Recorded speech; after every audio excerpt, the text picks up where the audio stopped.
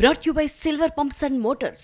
Top quality और consistent performance के लिए सिर्फ सिल्वर पंप्स नाम याद रखना. ఇక్కడ హైదరాబాద్లో కూడా పలు ప్రాంతాల్లో భారీ వర్షం పడుతోంది. లింగంపల్లి, ఎల్బీ నగర్లో అయితే కుమ్మేశాడు వరుణుడు. రెండు ప్రాంతాల్లోనూ చుట్టుపక్కల ప్రాంతాల్లో భారీ వర్షం పడుతోంది. లింగంపల్లి రైల్వే అండర్ బ్రిడ్జ్ కింద భారీగా చేరింది వరద నీరు. వాహనాల రాకపోకలకు అంతరాయం ఏర్పడుతోంది. బ్రిడ్జి కింద చేరిన వరద నీటిలో కార్లు నిలిచిపోయాయి. అంత పడింది వర్షం. అటు ఎల్బీ నగర్ చుట్టుపక్కల ప్రాంతాల్లో వర్షం పడుతోంది.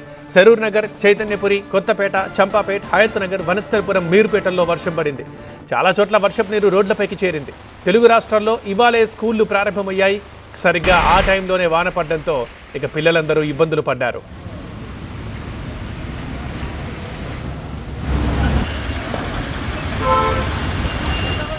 ఇక వర్షానికి హైదరాబాద్ కర్మన్ ఘాట్ ఆంజనేయ స్వామి ఆలయ ప్రాంగణంలోకి వర్షం నీరు వచ్చి చేరింది.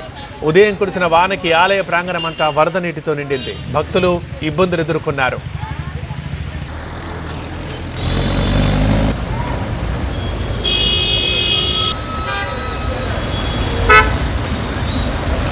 రంగారెడ్డి జిల్లా రాజేంద్ర నగర్ పరిసర ప్రాంతాల్లో కూడా వర్షం కురిసింది.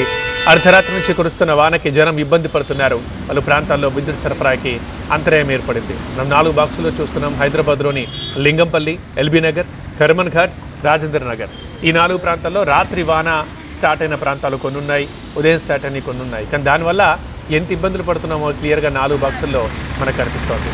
కర్మన్ ఘాట్ హనుమానాలయం దగ్గర భక్తులు ఇబ్బందులు పడ్డారు. అండ్ వాహనదారుల కష్టాలు చూస్తున్నాం.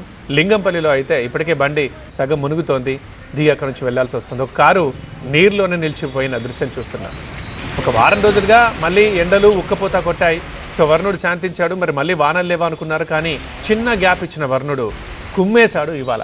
అంటే ఏపీలోని కొన్ని జిల్లాల్లో, ఇటు తెలంగాణలోని అండ్ హైదరాబాద్లో అయితే గట్టిగా పడుతోంది వాన.